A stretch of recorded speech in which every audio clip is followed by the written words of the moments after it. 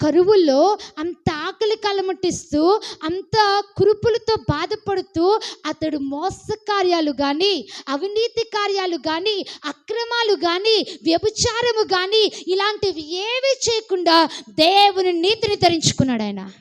హల్లెలూయా, హల్లెలూయా. ఏ రకంగానూ అన్యాయంగా ధనము సంపాదించి ఆకలి తీర్చుకుందాం అనుకోలేదు.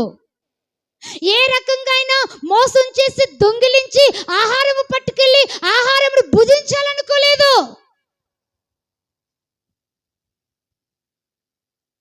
దొంగతనానికి కానీ, మోసానికి కానీ, అబద్ధాలకు కానీ, అన్యాయాలకు కానీ ఏ విధంగానూ ఆ దరిద్రుడైన లాజరు చోటివ్వలేదు.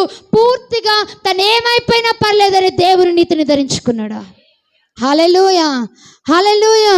దేవుని నీతిని ధరించుకున్నాడు కాబట్టి అబ్రహాము రొమ్మున ఆనుకుని సంతోషంగా ఉన్నాడట. హల్లెలూయా, హల్లెలూయా.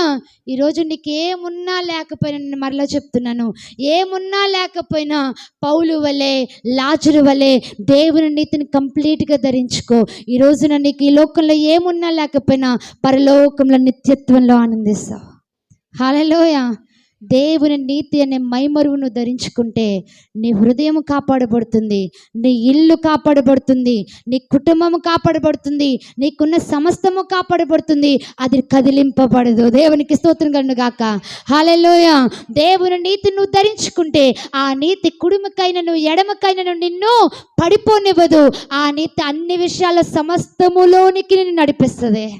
ఏమి లేనట్లుగా నీవున్నా, ఆ దుఃఖించురాలుగా దుఃఖ ముఖము కలిగిన దానివిగా నీవున్నా, భయంకర బాధలో ఎవరికి కనబడినంత లోపల కృంగిపోతున్నా, కానీ క్రీస్తు నీతిని ధరించుకున్నట్లయితే ఆయన సమస్తాన్ని మరుగుపరిచి సంతోషంలో నిన్ను నడిపిస్తాడు ఆయన.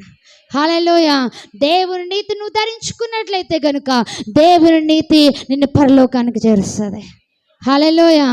అది మనుషుల నీతి పరలోకానికి, శాస్త్రుల పరిసయ్యుల నీతి పరలోకానికి. అందుకే దేవుడు అన్నాడు, వీరి నీతి కంటే అధికమైన నీతి మీరు కలిగి ఉండాలి. ఆ నీతి ఎవరు కలిగి ఉన్నారో తెలుసా? దరిద్రుడైన లాజరు కలిగి ఉన్నాడు. అతడేమో, ఆ ధనవంతుడు నిత్య నరకంలో ఏం చేస్తున్నాడట? వేదన పడుతున్నాడు, కాలిపోతున్నాడు, యాతన అనుభవిస్తున్నాడు. అయ్యా లాజరును పంపించు నా యొక్క దాహమును చల్లార్చడానికి. కానీ అబ్రహాం అంటాడు, మీకును మాకును మధ్య ఒక అగాధం ఉన్నది, పంపడానికి వీలు కాదు. నీ క్రియలను బట్టి నీవు నరకానికి వెళ్ళావు, లాజరు యొక్క నీతిని బట్టి లాజరు ప్రదేశంలో ఉన్నాడు. దేవునికి స్తోత్రం కలుగును గాక.